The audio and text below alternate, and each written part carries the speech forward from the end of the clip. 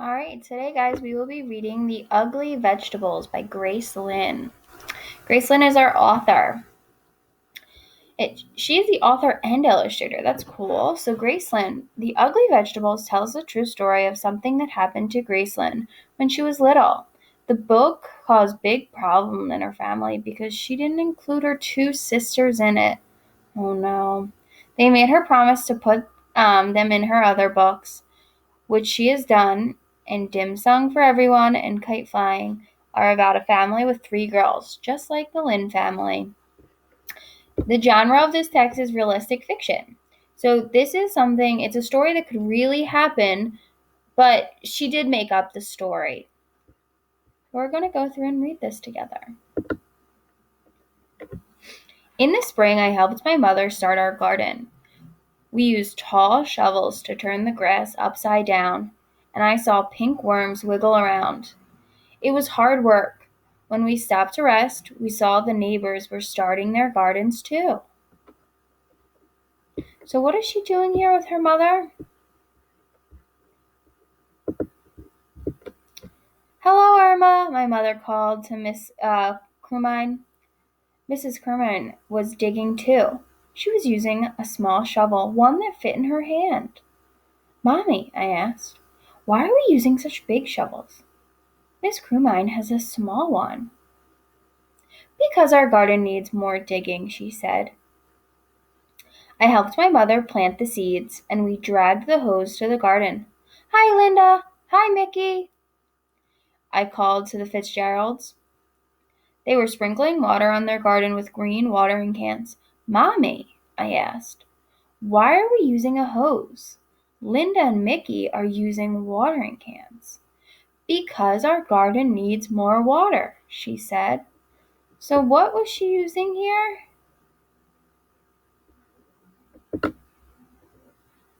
Then my mother drew a funny picture on pieces of paper, and I stuck them into the garden. Hello, Roseanne, my mother called across the street to Mrs. Angel Howe. Mommy, I asked, why are you sticking these papers in the garden? Mrs. Angel Howe has seed packages in her garden. Because our garden is going to grow Chinese vegetables, she told me. These are the names of the vegetables in Chinese, so I can tell which plants are growing where. So she's not writing in English, she's writing in Chinese. One day I saw our garden growing. Little green stems that looked like grass had popped out of the ground. Our garden is growing, I yelled. Our garden is growing. I rushed over to the neighbor's garden to see if theirs had grown. Their plants looked like little leaves. Mommy, I asked, why do our plants look like grass? The neighbor's plants look different. Because they are growing flowers, she said. Why can't we grow flowers? I asked. These are better than flowers, she said. What are the neighbors growing? Soon all the neighbors' gardens were blooming up and down the street, grew rainbows of flowers. Oh boy. The wind always smelled sweet, and butterflies and bees flew everywhere. Everyone's garden was beautiful, except ours.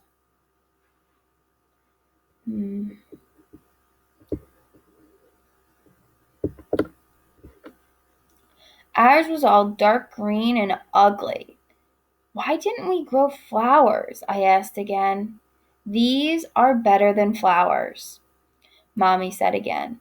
I looked, but saw only black, purple, green vines, fuzzy, wrinkled leaves, prickly stems, and a few little yellow flowers. I don't think so, I said. You wait and see, Mommy said. Before long, our vegetables grew. Some were big and lumpy, some were thin and green and covered with bumps. Some were just plain icky yellow. They were ugly vegetables. Sometimes I would go over to the neighbors and look at their pretty gardens. They would show the poppies and the peonies and the petunias to me, and I would feel sad because our garden wasn't as nice. How was the girl feeling about her garden? One day, my mother and I picked the vegetable from the garden. We filled a whole wheelbarrow full of them. We wheeled them to the kitchen. My mother washed them and took a big knife and started to chop them.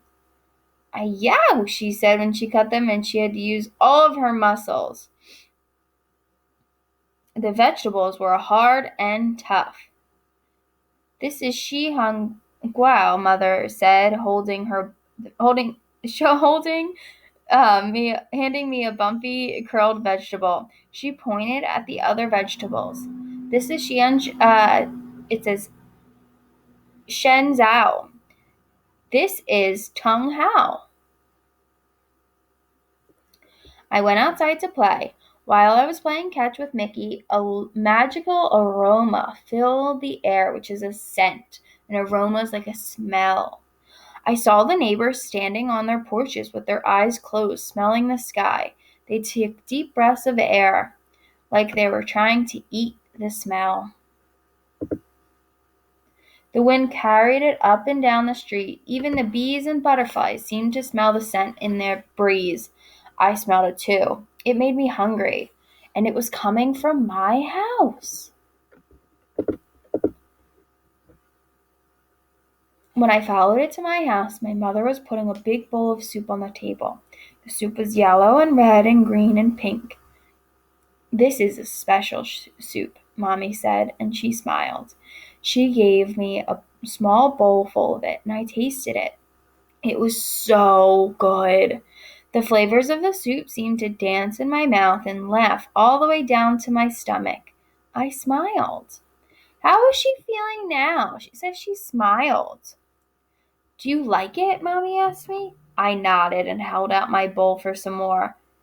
It's made from our vegetables, she told me. Then the doorbell rang and we ran to open the door. All of our neighbors were standing at the door holding flowers. We noticed you were cooking, Mrs. Fitzgerald laughed as he held out his flowers, and we thought maybe you would be interested in a trade. So they were going to trade the flowers for some of her soup. We laughed too, and my mother gave them each their own bowl of our special soup. My mother told them what each vegetable was and how she grew it. She gave them the soup recipe and put some soup into jars for them to take home. I ate 5 bowls of soup. How many bowls of soup did she eat?